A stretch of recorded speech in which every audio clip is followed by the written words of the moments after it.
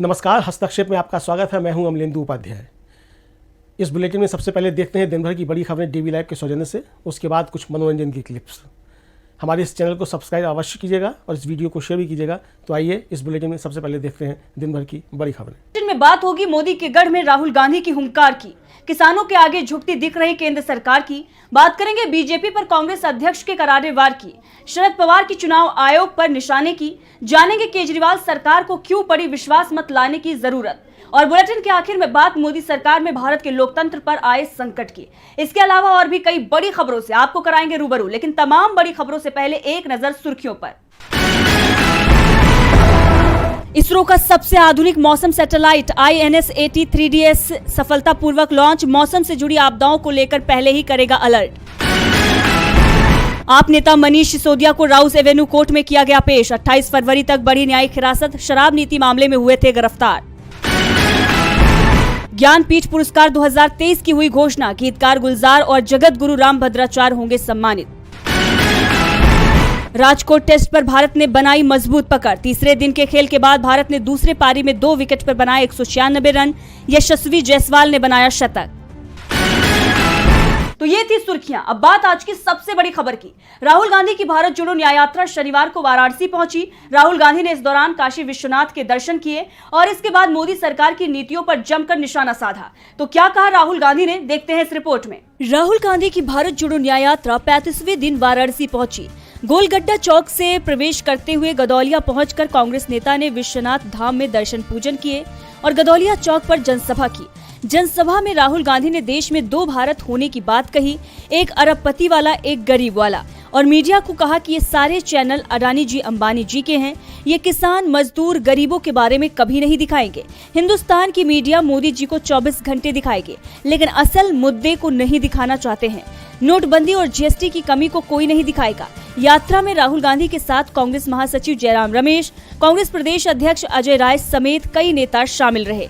अजय राय ने विश्वनाथ मंदिर प्रशासन पर पक्षपात करने का आरोप लगाते हुए कहा कि प्रशासन बीजेपी के हर छोटे बड़े नेता, सांसद, विधायक की तस्वीरें जारी कर देता है, लेकिन राहुल गांधी और कांग्रेस नेताओं की तस्वीरें नहीं जारी कर रहा है। वहीं राहुल गांधी के बढ़ते काफिले से घबराए बीजेपी के कार्यकर्ताओं ने धार्मिक नारों के साथ श्री राम का पोस्टर लेकर यात्रा में भंग डालने की कोशिश की, लेकिन सभी कोशिशों के बावजूद पीएम मोदी के संसदीय क्षेत्र में राहुल गांधी से मिलने जन सैलाब उमड़ पड़ा।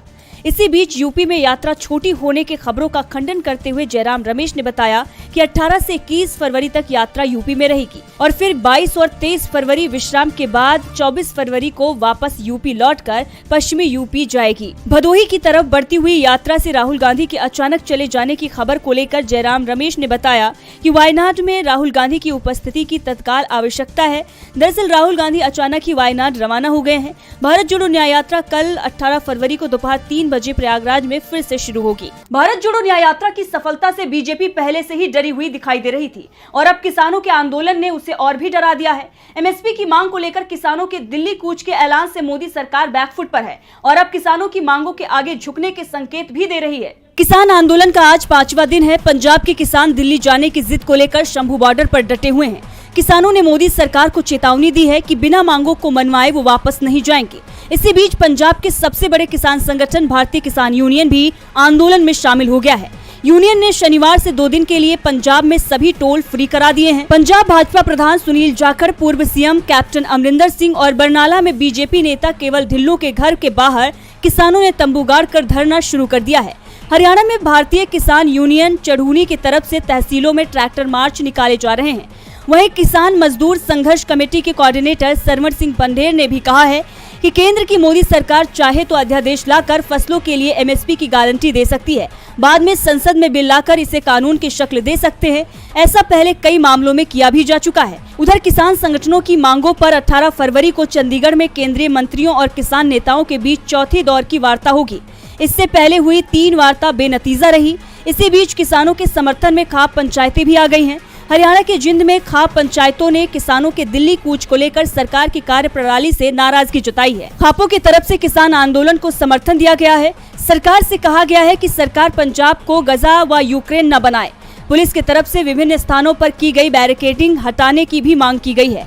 वहीं कृषि अर्थशास्त्री, पद्म भूषण पुरस्कार विजेता और विश्व बैंक के पूर्व सलाहकार सरदारा सिंह जोहल ने भी कहा कि सरकार को किसानों के साथ दुश्मन जैसा व्यवहार नहीं करना चाहिए। सरकार को केवल उन्हीं फसलों के लिए एमएसपी की घोषणा करनी चाहिए जिन्हें वो खरीदने का इरादा रखती है और जिन्हें वो आगे बेच या वितरित कर सकती है, जैसा कि गेहूं और धान के मामले में है। किसानों का गुस्सा अगर लोकसभा चुनाव में सामने आया तो बीजेपी के लिए मुश्किलें बहुत बढ़ जाएंगी। किसान एमएसपी को लेकर सवाल कर रहे हैं, तो दूसरी तरफ कांग्रेस अध्यक्ष मल्लिकार्जुन खड़गे ने भी पीएम मोदी से सवाल कर दिया है कि आपकी भूख कितनी है। तो आखिर क्यों खड़गे को करना पड़ा ये सवाल, देखते हैं इस रिपोर्ट में। लोकसभा चुनाव से पहले विपक्ष के तमाम नेता बीजेपी में शामिल हो रहे हैं। विपक्ष का आरोप है कि बीजेपी दूसरे दलों के नेताओं को डरा धमका कर अपने पाले में जोड़ रही है। भाजपा जिस तरह से विपक्षी नेताओं को अपने खेमे में शामिल कर रही है, उसे लेकर कांग्रेस अध्यक्ष मल्लिकार्जुन खड़गे ने सीधे पीएम मोदी पर ही सवाल उठा दिए। पीएम से हुई मुलाकात में खड़गे ने कहा कि विपक्ष के नेताओं को डरा कर भाजपा ज्वाइन कराया जा रहा है। खड़गे ने कहा, संसद में चाय पर चर्चा के दौरान उन्होंने पीएम से पूछा था कि भाजपा और कितने लोगों को गलत तरीके से जोड़ने वाली है। कई मंत्री और पूर्व मुख्यमंत्री भाजपा से जुड़ रहे हैं। मैंने पीएम से पूछा कि भाजपा की खुराक कितनी है। जवाब में पीएम ने कहा कि अगर लोग भाजपा से जुड़ना चाहते हैं तो मैं क्या कर सकता हूँ।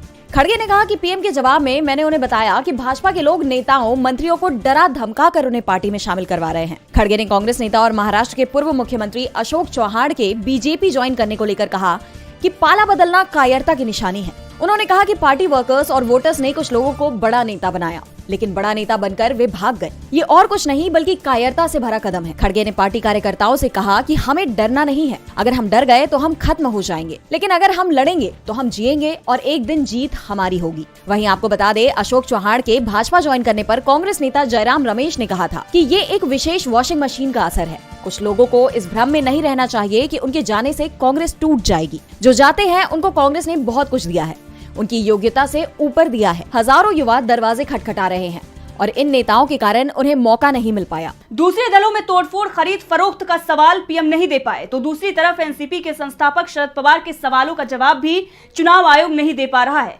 शरद पवार ने कहा है कि भारत के इतिहास में ऐसा पहली बार हुआ है कि जिस व्यक्ति ने पार्टी बनाई उसे ही उसके दल से निकालकर बाहर कर दिया गया हो। महाराष्ट्र की सियासत में अभी तूफान मचा हुआ है। एक तरफ असली शिवसेना की लड़ाई सुप्रीम कोर्ट में चल रही है, तो दूसरी तरफ असली एनसीपी की भी लड़ाई अब सुप्रीम कोर्ट पहुंच गई है। बीते कुछ दिन पहले चुनाव आयोग और महाराष्ट्र विधानसभा अध्यक्ष राहुल नार्वेकर ने एनसीपी को लेकर बड़ा फैसला दिया था, जिसके बाद से शरद पवार चुनाव आयोग और अजित पवार पर हमलावर है। इसी कड़ी में एक बार फिर शरद पवार ने अजित पवार पर हमला किया है। दरअसल शरद पवार 17 फरवरी को महाराष्ट्र के बारामती पहुंचे। बारामती में मीडिया से बात करते हुए शरद पवार का पार्टी का नाम और चुनाव चिन्ह खोने का दर्द छलका। उन्होंने कहा कि जिसने पार्टी बनाई उसे ही पार्टी से निकाल दिया गया। ये फैसला कानून के अनुसार सही नहीं है और हम इसे सुप्रीम कोर्ट में चुनौती देंगे। पवार ने कहा कि ऐसा कभी नहीं हुआ कि जिसने राजनीतिक पार्टी बनाई उसे ही पार्टी से बाहर कर दिया गया, साथ ही चुनाव चिन्ह भी छीन लिया गया। ये फैसला कानून के अनुसार सही नहीं है। हम इस मामले को लेकर सुप्रीम कोर्ट जाएंगे। हमें जनता के बीच अपनी पहुंच बढ़ाने की जरूरत है। आपको बता दें कि शरद पवार का बारामती का दौरा ऐसे समय हो रहा है जब ऐसी चर्चाएं हैं कि आगामी लोकसभा चुनाव में बारामती सीट पर सुप्रिया सुले के खिलाफ अजित पवार भी अपना उम्मीदवार उतार सकते हैं। बारामती सीट परंपरागत रूप से शरद पवार की राजनीति का गढ़ रही है और पहले शरद पवार और फिर उनकी बेटी सुप्रिया सुले बारामती से सांसद है। वहीं सुप्रीम कोर्ट ने शरद पवार गुट की याचिका को सूचीबद्ध भी कर लिया है, जिससे ये माना जा रहा है कि सुप्रीम कोर्ट इस मामले पर सुनवाई बहुत जल्द कर सकता है। पवार ने चुनाव आयोग को निशाने पर लिया तो दिल्ली के सीएम अरविंद केजरीवाल के निशाने पर मोदी सरकार और बीजेपी रही। दरअसल केजरीवाल दिल्ली विधानसभा में विश्वास मत लेकर आए और इसी दौरान उन्होंने बीजेपी पर तमाम आरोप भी लगा दिए। तो क्या कहा केजरीवाल ने, देखते हैं इस रिपोर्ट में। दिल्ली के मुख्यमंत्री अरविंद केजरीवाल ने शनिवार को विधानसभा में विश्वास मत हासिल कर लिया है। सदन में इस दौरान आपके 62 में से 54 विधायक उपस्थित थे। केजरीवाल ने विधानसभा में कहा, हमारा कोई विधायक नहीं टूटा है, जो नहीं आए उनमें कुछ अस्वस्थ हैं और कुछ बाहर है। सीएम ने कहा, इस विश्वास मत की जरूरत इसलिए थी क्योंकि भाजपा आप विधायकों को अपने पाले में करने की कोशिश कर रही है। भाजपा दावा करती है कि वो राम भक्त है, लेकिन उन्होंने हमारे अस्पतालों में गरीब लोगों को मिलने वाली दवाई रोक दी। सर्विस डिपार्टमेंट, ब्यूरोक्रेसी पर अपनी पकड़ के चलते भाजपा हमारा काम रोक रही है और फिर भी हम सरकार चला रहे हैं। केजरीवाल ने कहा, हमारे नेता को गिरफ्तार कर लिया गया, हमारा सारा काम रोकने की कोशिश कर रहे हैं, धमकियां दे रहे हैं, हमारे ऊपर चारों तरफ से हमले ही किए जा रहे हैं। अब हर जगह एक सवाल चलने लगा है कि क्या मोदी जी अरविंद केजरीवाल को खत्म करना चाह रहे हैं? ऐसा इसलिए किया जा रहा है क्योंकि आज देश के अंदर बीजेपी का सबसे बड़ा चैलेंजर आम आदमी पार्टी बना है। बीजेपी को केवल आम आदमी पार्टी से खतरा है। सीएम केजरीवाल बोले, अगर कोई नेता बिना किसी दबाव में आकर भी बीजेपी में ना जाए और उसे जेल भेज दिया जाए तो वो नेता कट्टर ईमानदार है। बीजेपी ने हर जगह रेड मार ली, एक चवन्नी नहीं मिली। हमारी संपत्ति लोगों के दिलों में है, बैंक अकाउंट में नहीं। आपको बता दें कि आज सीएम केजरीवाल वर्चुअली कोर्ट में पेश हुए थे। उन्होंने कोर्ट को बताया कि विधानसभा में विश्वास प्रस्ताव पर चर्चा और बजट सत्र के कारण वे आज कोर्ट में शारीरिक रूप से उपस्थित नहीं हो सके। अगली सुनवाई 16 मार्च को है, उस दिन वे कोर्ट में पेश होंगे। केजरीवाल के दावे से बीजेपी की परेशानी बढ़ सकती है। वैसे बीजेपी परेशान तो सुप्रीम कोर्ट के फैसले से भी है।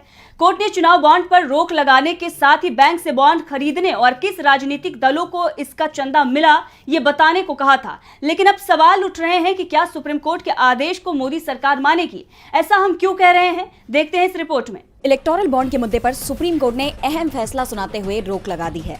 इसके साथ ही सुप्रीम कोर्ट ने भारतीय स्टेट बैंक SBI को 2018 से जारी होने वाले चुनावी बॉन्ड के विवरण का खुलासा करने का आदेश दिया है। लेकिन सुप्रीम कोर्ट के आदेश के बाद की स्थिति को देखते हुए सरकार द्वारा अध्यादेश लाने पर संशय जताया जा रहा है।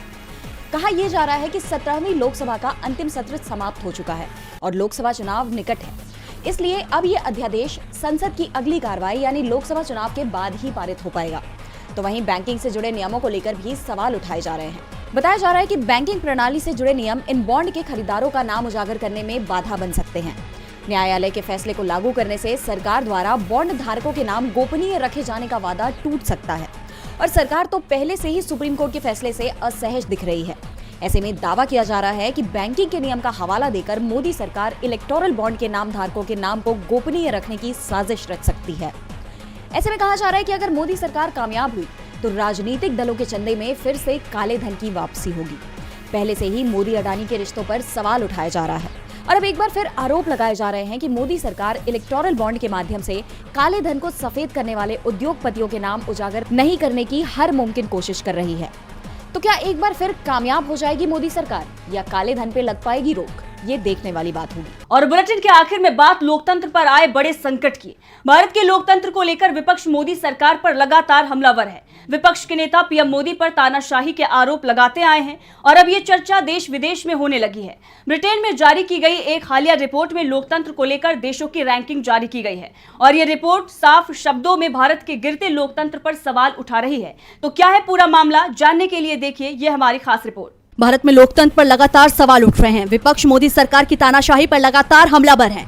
आगामी लोकसभा चुनाव से पहले मोदी सरकार की तानाशाही में चुनावी प्रक्रिया पर सवाल उठाए जा रहे हैं। ईडी, सीबीआई जैसे केंद्रीय एजेंसियों की कार्यशैली पर सवाल उठाए जा रहे हैं।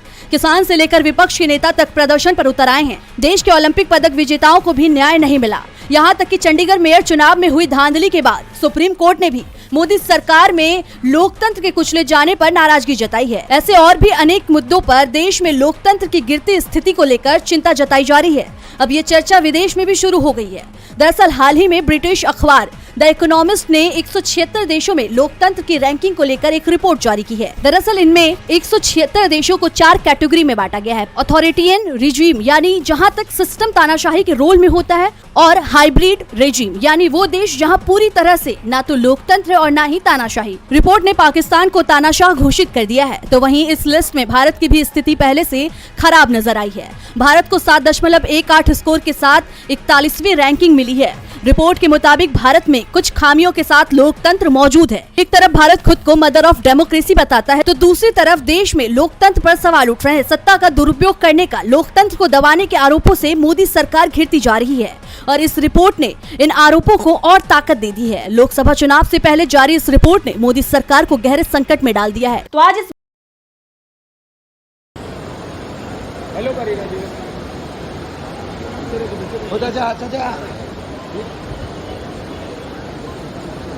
पीछे से क्रॉड लगेगा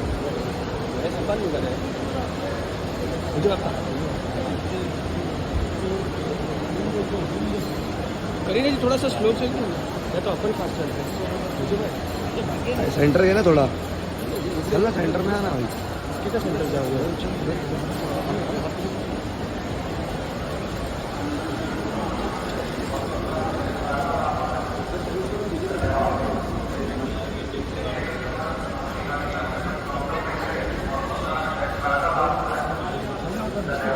ये विजय भाई देख रहे इधर ही है। Bye ma'am.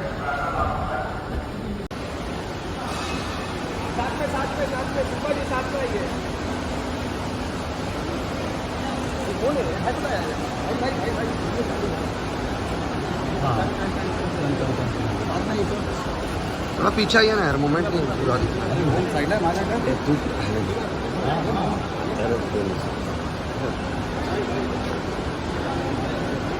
अरे उधर कहाँ जा रहे हो विजय आ गया ना। अरे अरे यार भाई आराम से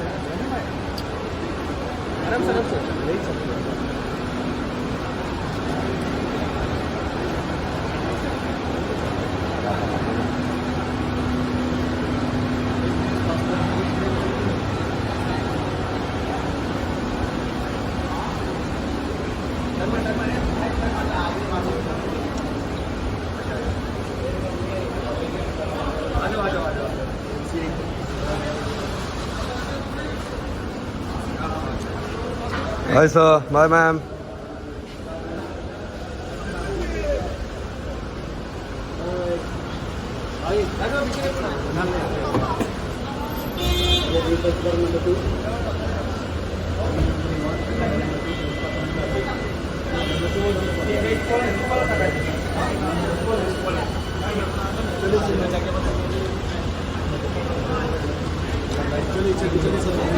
क्या बात है, धन्यवाद शिल्पा जी।